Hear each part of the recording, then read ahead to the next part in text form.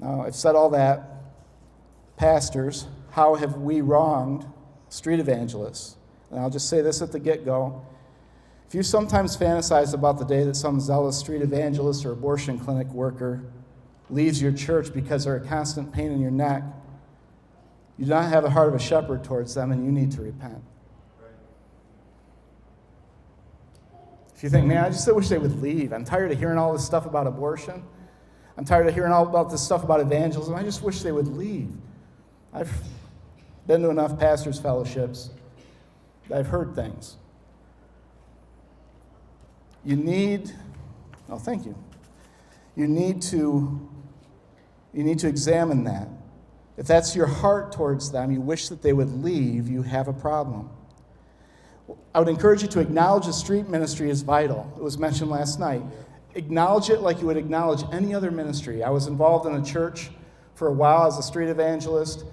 They had ministry fair. And when I first went to that church, they loved me. They were like, yeah, come on in, teach our people about evangelism. But as time went on, they began to see that sometimes it wasn't always nice and neat and clean and fit in a nice little box. And then slowly, they never told me about it, but attitudes within the whole church turned against me. And one year I had a ministry table, and the very next year I did not. And nobody explained to me why I didn't have the ministry table anymore. They used to run my announcements in the bulletin, and suddenly they didn't. And no one explained to me why.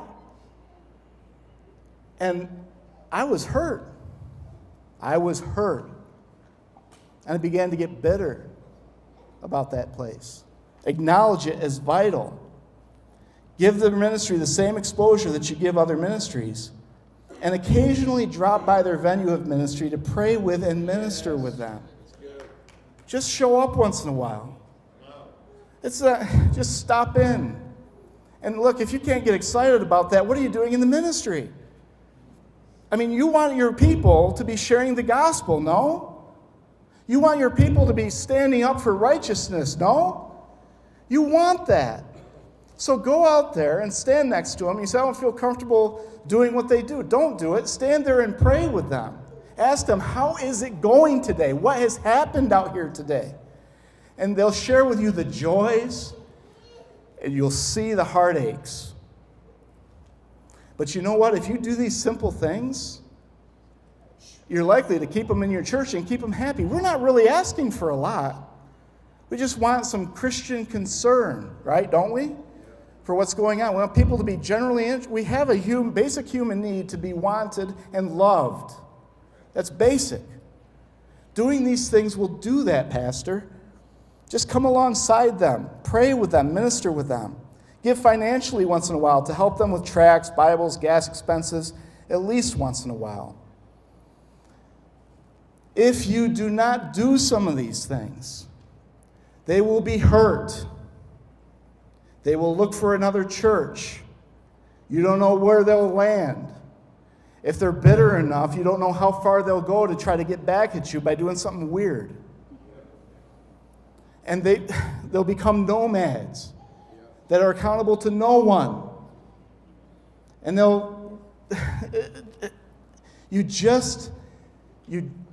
if you do some very simple things, you can keep people really happy. And don't you want to keep happy the people that are the most passionate about sharing the gospel? You should.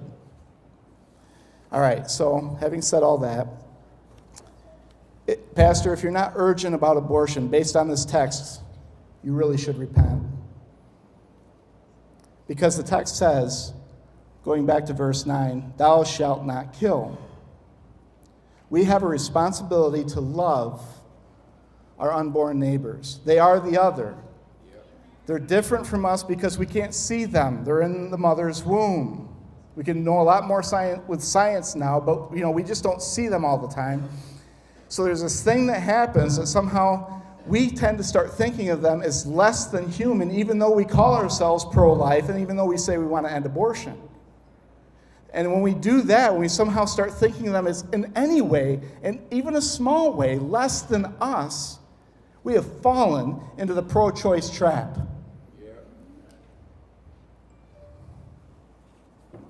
You have a debt of love that you owe to your unborn neighbor.